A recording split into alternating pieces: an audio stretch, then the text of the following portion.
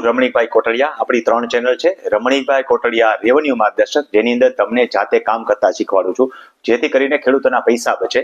Form ભરવા, applications કરવી, કેટલાક ડ્રાફ્ટ હાથે તૈયાર કરવા, કેટલાક રેડીમેડ ડ્રાફ્ટ આવતા હોય તેમાં ડિટેલ્સ ભરવી, જાતે ડોક્યુમેન્ટ્સ તૈયાર કરવા, એફિડેવિટ, આવું બધું શીખવું હોય તો રમણીકભાઈ કોટડિયા રેવન્યુ માર્ગદર્શક ચેનલ જોજો. એમાં આવેલા ફોનની સાથે પાછળ હું કેટલું કન્ટેન્ટ એડ કરું છું, એટલે જેથી કરીને ફોનની માહિતી સિવાય વધારાની માહિતી એમાં આપું છું. જ્યારે રમણીકભાઈ કોટડિયા ખેડૂત માર્ગદર્શન આવેલા ફોન જે છે સીધા મૂકીએ છીએ આપણે, અને રમણીકભાઈ કોટડિયા વિડીયોની અંદર આપણે વધારાની માહિતીઓ આપીએ છીએ.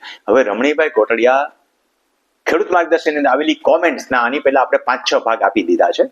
આ ભાગની અંદર વધારાની નવી કોમેન્ટ્સ જે આવી છે એ બીજાની જાણકારી માટે મૂકીએ છીએ. એટલે કોમેન્ટ્સમાંથી પણ ઘણું બધું શીખવાનું જાણવાનું મળતું હોય છે. એટલે કોમેન્ટ્સની સાથે સાથે તમને એની ટૂંકા જવાબ આપીશ, જેથી કરીને ગાગરમાં સાગરની જેમ તમારી પાસે આ એક જ વિડીયો સાંભળો એટલે અનેક પ્રકારની માહિતી આવી જાય. અને બધી કોમેન્ટ સાંભળી લેશો તો ઘણી બધી પ્રકારની માહિતી આવી જશે. તો આ કોમેન્ટ્સને આપણે શરૂ કરીએ. આ ભાઈએ જે લખેલી છે એ છે, એક એના મિત્રે જમીન ખરીદી છે અને એ જમીનની અંદર અમુક ગુઠા જગ્યા ભૂલાઈ ગઈ છે. 2 ગુઠા એવું કંઈક લખ્યું છે, સ્પષ્ટ થતું નથી એમને, પણ 7-12 ની અંદર અમુક ગુઠા જગ્યા જે છે એ ભૂલાઈ ગઈ છે. તો એના માટે શું કરવું? સુધારા દસ્તાવેજ થાય, ચૂક સુધાર દસ્તાવેજ કરી નાખવાનું.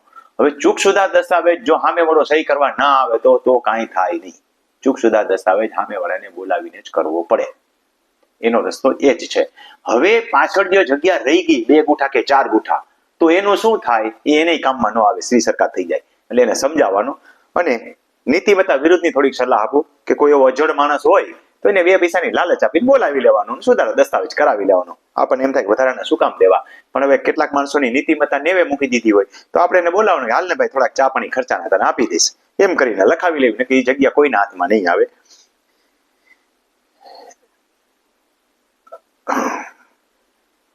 તમારું એડ્રેસ અને મોબાઈલ નંબર જોઈએ છે. રમણીકભાઈનો મોબાઈલ નંબર 2 રીતે મળશે. એક જૂના ઓડિયોના ડિસ્પ્લે ઉપર આખો નંબર છે, બીજો રમણીકભાઈ કોટડિયાના મોબાઈલ નંબરનો પ્રથમ આંકડો આ છે, બીજો આ છે, ત્રીજો આ છે, એમ કરીને 10 આંકડા હું અગાઉ આપી ચૂક્યો છું. એ જોઈ લેજો એટલે 10 આંકડા તમારી પાસે આવી જશે. એક આંકડો હોય એમ 4-5 વખત રિપીટ કરો. દાખલા તરીકે રમણીકભાઈ કોટડિયાના મોબાઈલ નંબરનો પ્રથમ આંકડો 9 છે, આવું અનેક ઓડિયોમાં કીધું છે, એક નહીં 3-4 ઓડિયોમાં કીધું છે. રમણભાઈ કોટડિયાનો બીજા નંબરનો આંકડો નહીં કહું, આ છે, એ અનેકમાં કહી ચૂક્યો છું. આવી રીતે 10 આંકડા ભેગા કરી લેશો એટલે તમારી પાસે મારો મોબાઈલ નંબર આવી ગયો. સીધો ફોન નહીં કરતા, એ મને અગવડતા પડે એટલે નંબર બ્લોક કરી નાખું છું. તમારે મને વોટ્સએપ દ્વારા પ્રશ્ન પૂછવાનો છે, વોટ્સએપ દ્વારા હું જવાબ આપીશ અને જરૂર પડશે તો હું તમને ફોન પણ કરીશ. અને કોઈને મને રૂબરૂ મળવું હોય તો પણ વોટ્સએપમાં જ લખવાનું છે કે મારે તમને રૂબરૂ મળવું છે, એટલે એની રીત પણ સમજાવીશ. એટલે સીધો મારો મોબાઈલ નંબર અને એડ્રેસ, આ એડ્રેસ પૂછ્યું છે એક જગ્યાએ મોબાઈલ નંબર પૂછ્યો છે, એટલે ભાઈને રૂબરૂ મળવું છે એવું લાગે છે, પણ ડાયરેક્ટ હું કોઈને રૂબરૂ મળવા માટે કે એમ નંબર આપતો નથી. કારણ કે આમાં જો જાહેરમાં નંબર આપી દઈશ તો મારી ઘીડે આખો મેળો ભરાશે. અત્યારે 24 કલાકની કામગીરી જેવું તો થાય છે. એક ભાઈ લખે છે કે રમણીકભાઈ તમારી સાથે વાત થઈ, ઘણો આનંદ અને શાંતિ થઈ. એનો મતલબ એ થયો કે આ ભાઈએ મહેનત કરી છે અને મોબાઈલ નંબર મારો મેળવી લીધો છે અને મળશે જ. જે લોકો લખે છે કે તમારા મોબાઈલ નંબર નથી મળતા, એ મહેનત નથી કરતા. મહેનત કરે છે અને મોબાઈલ નંબર મળી જ જાય, કારણ કે મેં આપેલા છે. અને ન હોય તો આટલા બધા માણસો મારી યાર ક્યાંથી વાત કરે છે? એને નંબર તો આવ્યા જ એની પાસે, તો આવ્યા ક્યાંથી? એને તમે મહેનત કરીને લીધા, અને મહેનત કરીને નંબર લેશો તો તમારું જ્ઞાન વધશે, કદાચ તમારા પ્રશ્નોને જવાબ આવી જશે, તો તમારે ફોન કરવાની જરૂરિયાત જ નહીં ઊભી થાય, મળવાની જરૂરિયાત નહીં ઊભી થાય.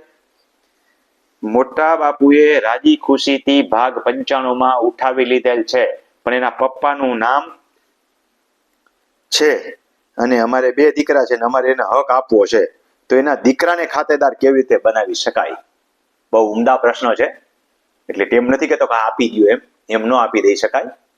મોટા બાપુએ એના પપ્પાને ખાતેદાર બનાવ્યા, એટલે એના નાના ભાઈ પ્રશ્ન પૂછે છે, એટલે એના નાના ભાઈને સારી વસ્તુ છે. જે તે સમયે આવી રીતે બની પણ શકતા હતા. આજે એ જમીન તમારે એને દેવી હોય તો તમે એક તો દસ્તાવેજથી દઈ શકશો, પરંતુ એ ખાતેદાર હોવા જોઈએ. જો એ ખાતેદાર નહીં હોય તો તમે જમીન આપી શકશો નહીં. એટલે ઉમદા વિચાર છે, તમારે એને ખાતેદાર બનાવવું છે એમ તમે લખો છો, તો એ ખાતેદાર બનાવવા માટે જમીન નહીં આપી શકો, એની પાસે ખાતેદારી હોવી જોઈએ. હવે એના પિતૃપક્ષમાંથી નથી મળતી તો પ્રથમ એને માતૃપક્ષમાંથી મળતી હોય તો મેળવી લેવી. માતૃપક્ષમાંથી નથી તો ત્રીજો રસ્તો બતાવવો. કોઈ ખેડૂતની દીકરી સાથે એ દીકરાએ લગ્ન કરી લેવા. એક પત્ની હોય તો બીજી વાર પાછા ન કહેતા કે રમણીભાઈ કીધું લગ્ન કરી લઈએ.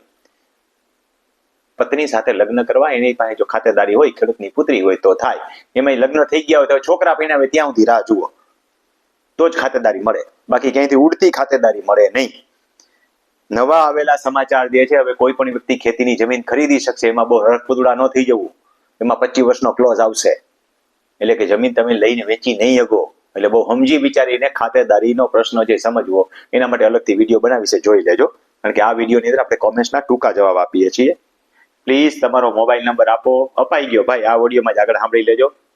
હા, બીજા ભાઈ લખ્યું જ છે, મને મહેનત કરી નંબર મળી ગયો.